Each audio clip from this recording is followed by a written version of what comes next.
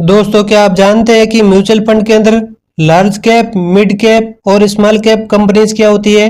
तो चलिए जानते हैं। सबसे पहले लार्ज कैप कंपनी की बात करें तो इंडिया की टॉप 100 कंपनीज में से यानी कि 1 नंबर से लेकर 100 के बीच में जितनी भी कंपनीज आती है वो सभी कंपनीज लार्ज कैप कंपनीज के अंदर आती है और जिसका मार्केट कैपिटलाइजेशन वैल्यू 20,000 करोड़ से ज़्यादा होता है।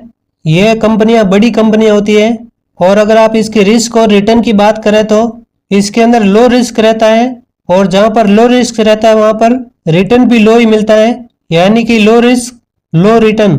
और अगर आपको ये जानना है कि लार्ज कैप कंपनीज के अंदर कौन सी कंपनीज आती है तो निफ्टी 100 इंडेक्स फंड के अंदर जितनी भी कंपनीज आती है वो सभी लार्ज कैप कंपनीज के अंदर आती है।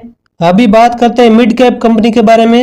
इंडिया की टॉप 101 नंबर से लेकर 250 के बीच में जितनी भी कंपनीज आती है वो सभी मिड कैप कंपनीज के अंदर आती है और जिसका मार्केट कैपिटलाइजेशन वैल्यू 5,000 करोड़ से 20,000 करोड़ के बीच में होता है। यह कंपनियां मध्यम वर्ग की कंपनियां होती है और अगर इसके रिस्क और रिटर्न की बात करें तो इसके अंदर रिस्क मॉडरेट रहता है और जहां रिस्क मॉडरेट रहता है वहां रिटर्न भी मॉडरेट मिलता है, यानी कि मॉडरेट रिस्क मॉडरेट रिटर्न। और अगर आप ये जानना चाहते हैं कि मिड कैप कंपनीज के अंदर कौन सी कंपनीज आती है तो निफ्टी मिड कैप 150 इंडेक्स के अंदर जितनी भी कंपनीज आती है वो सभी कंपनीज मिड कैप कंपनी के अंदर आती है।